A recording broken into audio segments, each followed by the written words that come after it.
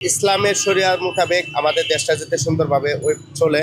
দেশের জন্য নিরাপত্তা চাই। চাই শান্তি শৃঙ্খলা, সুন্দর একটা বাংলাদেশ।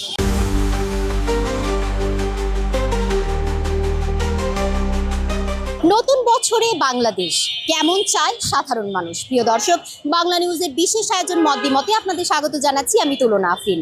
আজকে বছরের প্রথম দিন, আর এই নতুন বছরে কেমন বাংলাদেশ সাধারণ মানুষ প্রত্যাশা করছেন, চলুন খোদ তাদের মুখ থেকেই জেনে আসি।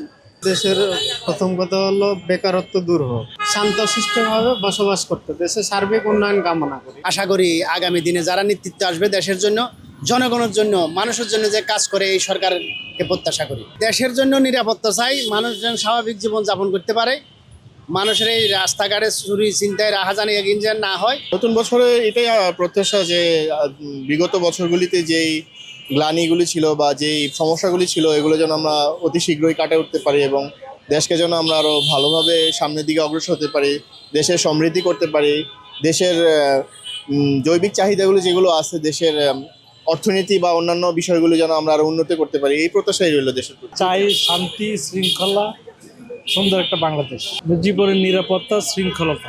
আমার এই বছরটা যেভাবে আমার দেখার প্রয়োজন যে আমরা ইসলাম কান্ট্রি দেশ, আমাদের ইসলামের শরিয়ার মোতাবেক আমাদের দেশটা যাতে সুন্দরভাবে চলে।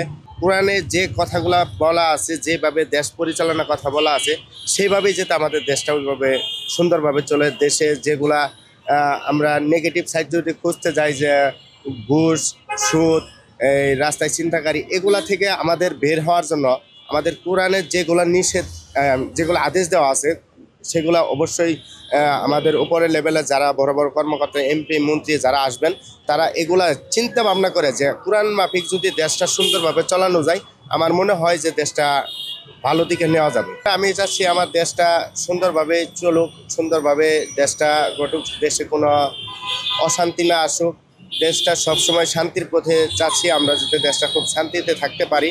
আমরা যারা সাধারণ নিম্নবিত্ত ঘরে পরিবার সন্তান, আমরা যে ইনকামগুলো করছি আমরা যাতে সঠিকভাবে ইনকাম করে ঘরে নিতে পারি।